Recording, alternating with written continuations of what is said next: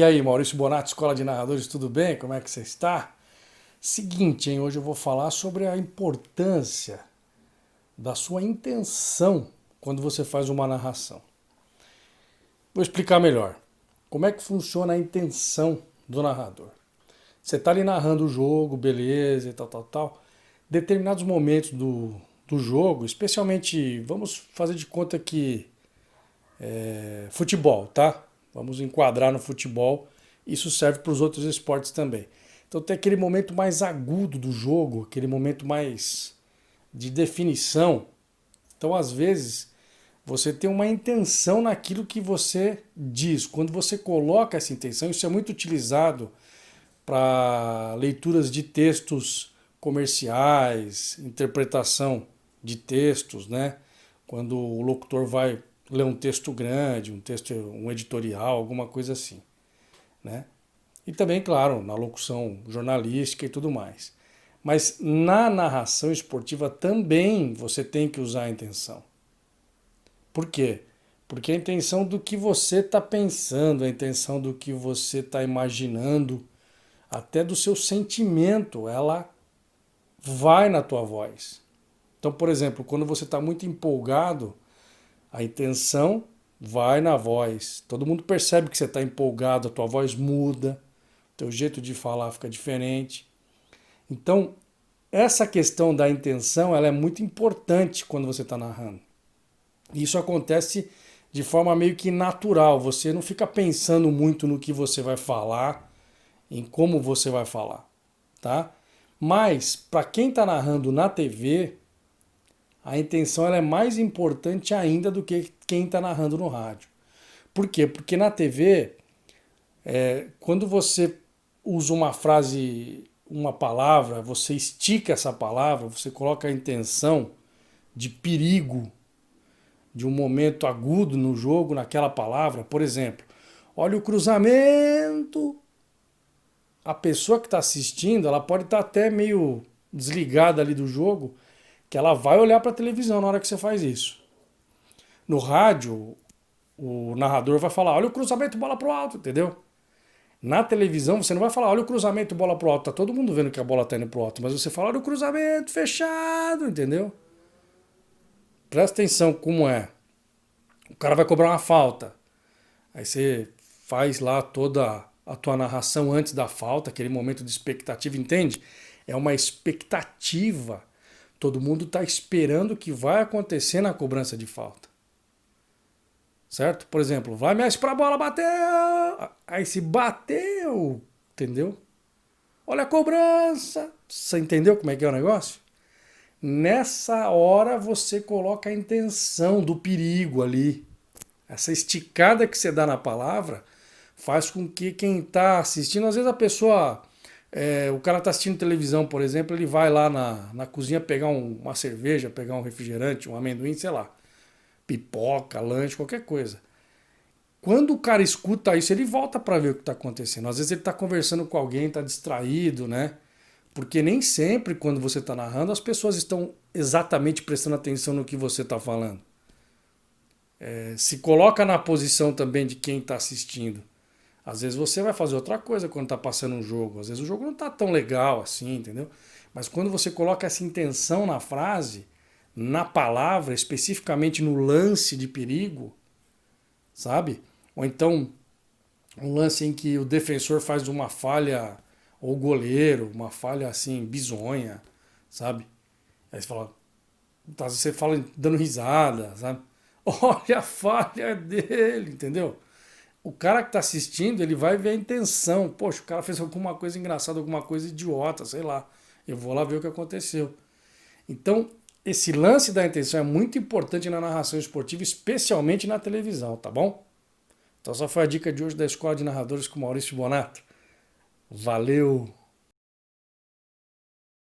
Hoje eu vou falar da entonação aqui na Escola de Narradores. Você está aqui comigo, Maurício Bonato. Seja bem-vindo. É o seguinte, a entonação que você dá no seu trabalho, na sua narração em si. A narração da TV, ela tem a cadência, a do rádio também tem, tá? Também tem a cadência, mas a narração da TV tem uma cadência diferente. Ela traz a impressão de que o jogo está um pouco mais lento do que ele está. Tá? Por quê? Porque você não descreve tudo o que está acontecendo. O que você tem que entender é que o ritmo e a cadência que você dá para a sua narração, certo? Você modula a tua voz, isso faz com que, né, a pessoa perceba o que está acontecendo, em que parte do campo que a bola está, se ele não estiver prestando muita atenção no jogo e tudo mais.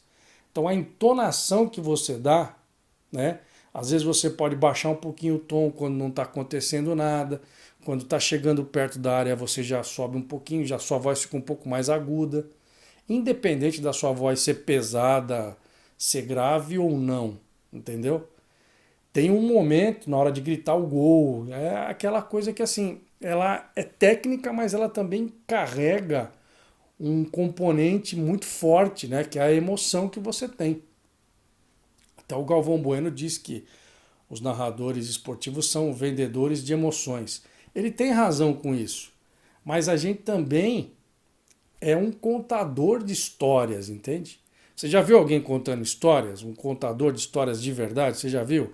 Você já levou teu filho, ou teu sobrinho, ou teu neto, não sei, para algum lugar que tem alguém contando histórias no aniversário, por exemplo, numa festinha de criança?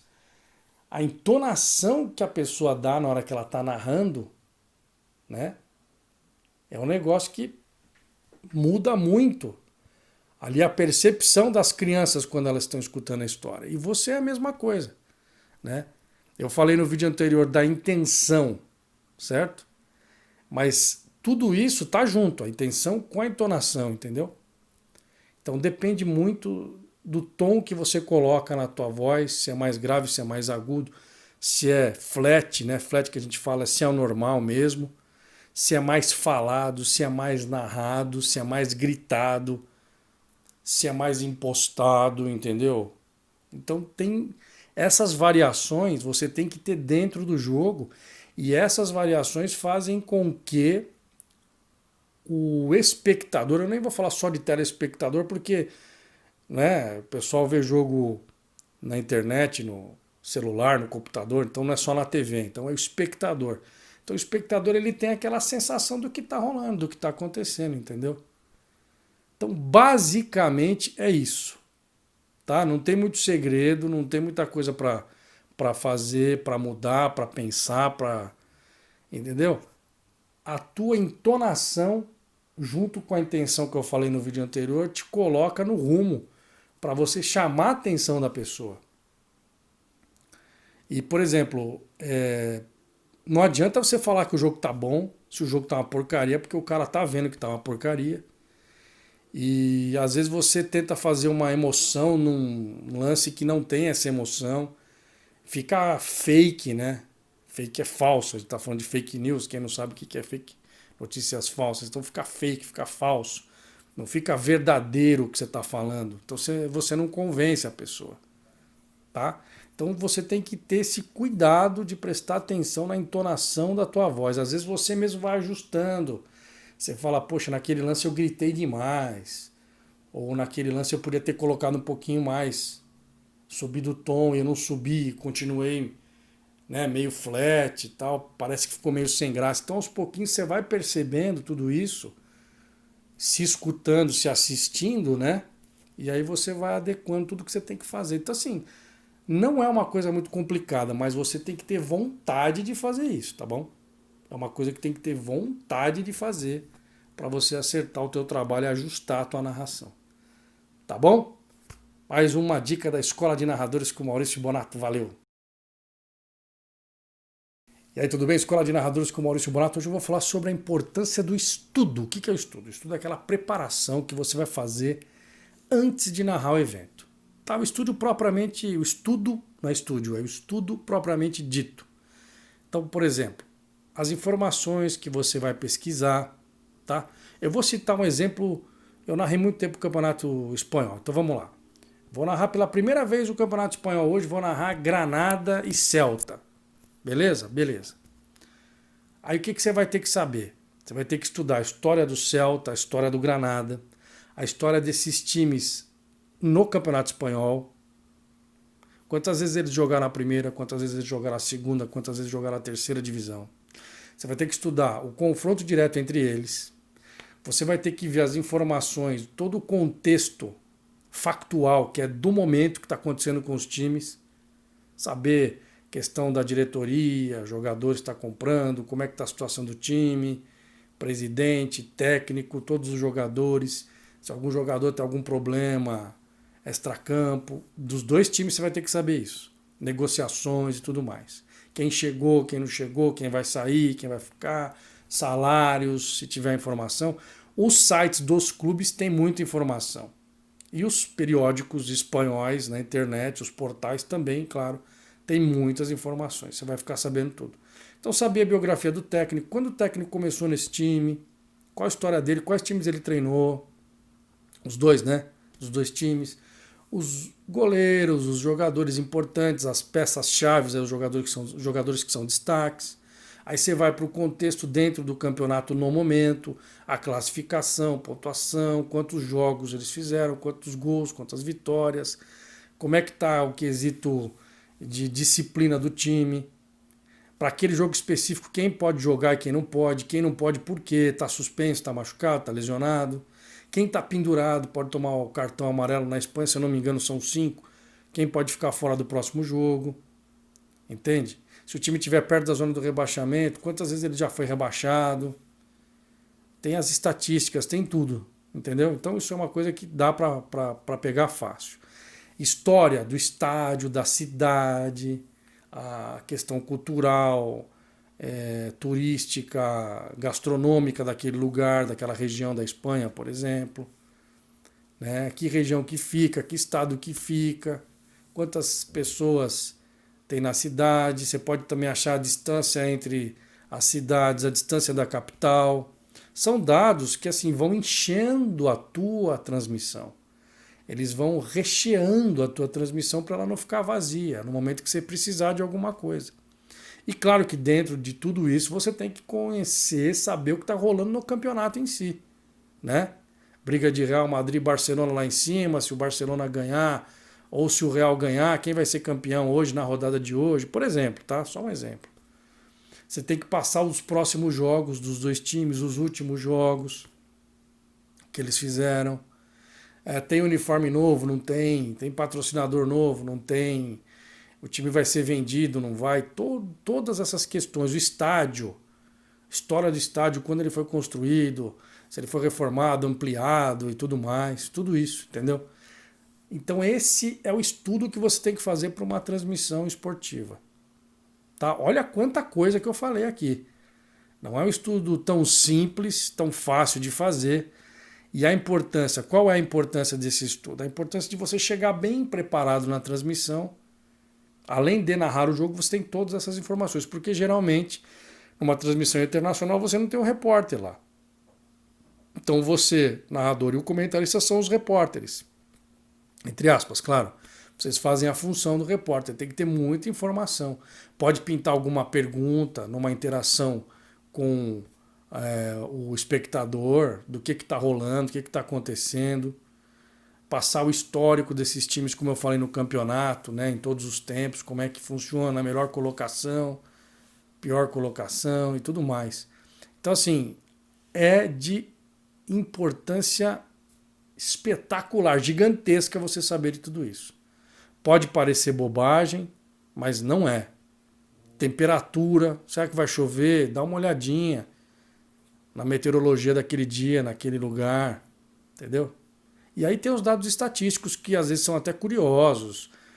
O Celta jogou contra o Granada fora de casa 15 vezes, ganhou 5, perdeu 3, e quando estava no fim do campeonato ganhou a 5, por exemplo, tá? Você vai procurar lá e você vai ver. Os esportes americanos, né, as transmissões americanas têm muita estatística para qualquer coisa.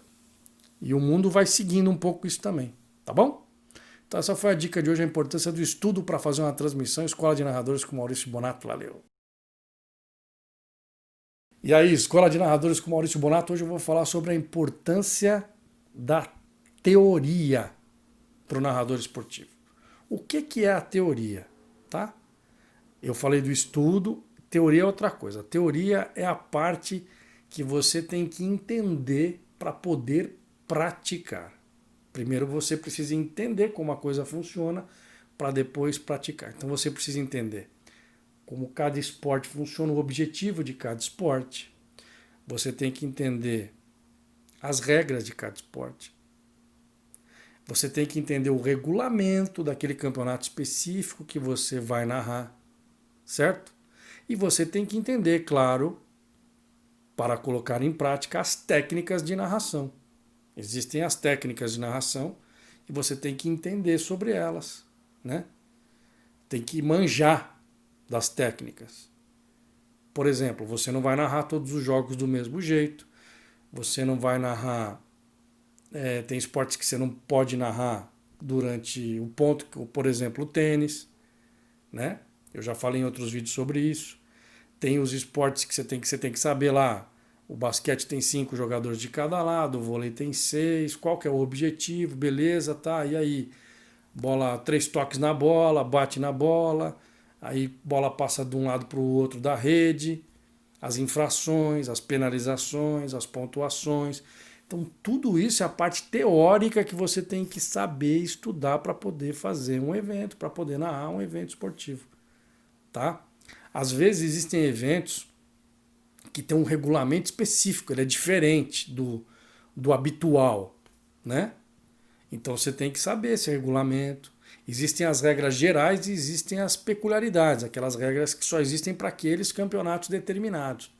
Então tudo isso é a parte teórica que você tem que saber, tá? Para você poder narrar. Claro, faz parte também do seu estudo, é óbvio isso, mas vai chegar um ponto que você não vai precisar estudar tanto isso. Mas a importância no começo, para você entender o que você está fazendo, entender o esporte que você está narrando, isso que é o mais importante, é entender o esporte que você está narrando. Entender todos os termos desse esporte, o que cada termo significa. Geralmente são termos estrangeiros, na maioria das vezes na língua inglesa, né, em inglês. Então você tem que entender, saber a tradução de cada um, o que significa, quando acontece aquela coisa determinada, qual o nome que é, entende? Por exemplo, no tênis, um golpe na bola, pá, no judô, um golpe de projeção, por exemplo, tá? Tô dando um exemplo. Quando eu falo golpe do tênis é uma jogada, o cara bate lá com a raquete na bolinha de um jeito, tem um nome. Então, tudo isso é importantíssimo para você narrar. Tá? Não tenha vergonha de maneira alguma, de perguntar para alguém se você não sabe. Tá? Tem os especialistas, os experts, que são os ex-técnicos, ex-jogadores que podem te ajudar. Hoje tem contato aí no Instagram, Messenger, Facebook, escambau, você consegue falar com todo mundo. Tá? E o pessoal ajuda, por quê? Porque quando a gente tem humildade, a gente quer aprender, as pessoas ajudam. E o esporte deles, né? Eles amam tanto que eles querem ver as pessoas fazerem, narrarem aquele esporte com maestria, com conhecimento de causa. Eles querem ver, porque é bom para o esporte. Quando tem um narrador, um comentarista que sabe o que eles estão falando, é ótimo para o esporte. Engrandece o esporte, divulga melhor o esporte. Entendeu? Então essa é a importância do lado teórico para você saber. Entendeu? O próximo vídeo que eu vou falar da importância do lado prático para o narrador esportivo, que é a prática da narração. Como é que isso funciona, qual é a importância que ela tem. Mas, dito isso, do estudo e da teoria, que são as primeiras partes, aí você vai partir para o lado prático. Tá bom? Escola de Narradores com Maurício Bonato, valeu! E aí, de volta à Escola de Narradores com Maurício Bonato, vamos falar hoje sobre a parte prática para o narrador esportivo, a prática da narração esportiva. A narração esportiva, ela é uma arte completamente técnica e emocional. Então você tem toda a técnica para ser narrador e quando você pratica, você coloca a tua emoção nesse trabalho. A prática, ela te dá a dimensão do quanto você pode usar a tua emoção, tá? chega uma hora, de tanto que você pratica, de tanto que você narra, que fica automático no teu cérebro como narrar um jogo. Então você não vai precisar se preocupar tanto como fazer esta narração, esta transmissão, tá bom? Mas para chegar lá demora um pouco. Você tem que praticar bastante. Você tem que fazer todo o seu cérebro, sua boca, seu raciocínio, tua voz, teu jeito de narrar, tem que tudo, tua boca mexer direitinho, tudo tem que calibrar. Uma calibragem que você faz. Para isso você precisa praticar muito, falar muito. Tem todas os exercícios de fonoaudiologia que você pode fazer para melhorar esse processo, óbvio. Mas se você não praticar e não praticar direito, você não vai aprender. Vai chegar uma hora que você vai olhar para a prática e vai saber exatamente o que você tem que fazer. Entendeu? Se tiver errado alguma coisa. Puxa, hoje eu errei isso aqui. Porque você vai ter a noção. Então você tem que praticar, se assistir, se ouvir, perceber o que você está fazendo e ir corrigindo você mesmo. Tá? É uma coisa que você mesmo faz. Você não precisa de uma outra pessoa para ficar falando para você o que você tem que fazer. No começo, sim. Depois que você tiver já, né, um trabalho mais consolidado com você mesmo, que você vai se acostumando com a narração, aí você já vai ter a noção e vai poder detectar. Isso demora o quê? Uns 6 meses, um ano, para você já ir detectando o que você tem que arrumar, sem ter que ninguém te falar nada. Mas no começo você precisa ter uma pessoa ou algumas pessoas que te orientam. Por exemplo, a fono, por exemplo, um professor num curso de narração, entendeu? Então você precisa ter um mentor, um cara que fala, ó, faz assim que fica legal, você está gritando muito aqui, você não está gritando ali, entendeu? Mas o tempo vai passar, você vai conseguir fazer isso por conta própria, porque você vai pegar todas essas informações, toda a sua prática e vai saber detectar ali, né? Você mesmo vai fazer uma autoanálise do seu trabalho e saber onde você tem que melhorar. Não é complicado, tá? Não é fácil. Eu acho que tem que ficar no meio termo, mas dá trabalho, tá? É simples, mas não é fácil. Entendeu? Quando eu digo que não é complicado, é porque não é uma coisa absurda que você tem que fazer. Não precisa ser gênio para fazer. Mas você tem que ter a disciplina de estudar e praticar todo dia, correr atrás, melhorar, analisar, sabe? Não é só chegar, narrar e achar que está tudo bom. Você tem que fazer uma autoanálise.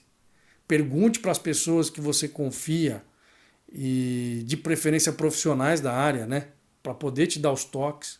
Porque às vezes alguém pode falar para você que tá bom e não tá bom. A pessoa quer te agradar, não quer que você fique chateado. Às vezes alguém fala que tá ruim para querer deixar você chateado e não tá ruim. Então procure referências para você perguntar, para você mostrar teu trabalho. E aí, a partir desse momento, você pode montar seu portfólio, procurar emprego, procurar uma vaga aí num streaming da vida, numa TV, numa web TV, entendeu? Mas tem que praticar muito para você chegar no ponto de você mesmo saber se está bom ou não, tá bom?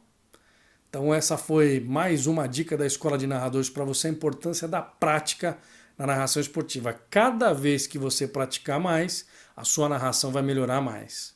Entendeu? Essa é a importância da prática. E nunca uma narração é igual a outra. Elas podem parecer iguais, mas nunca uma narração, nunca um jogo é igual ao outro, tá bom? Escola de Narradores com Maurício Bonato, valeu!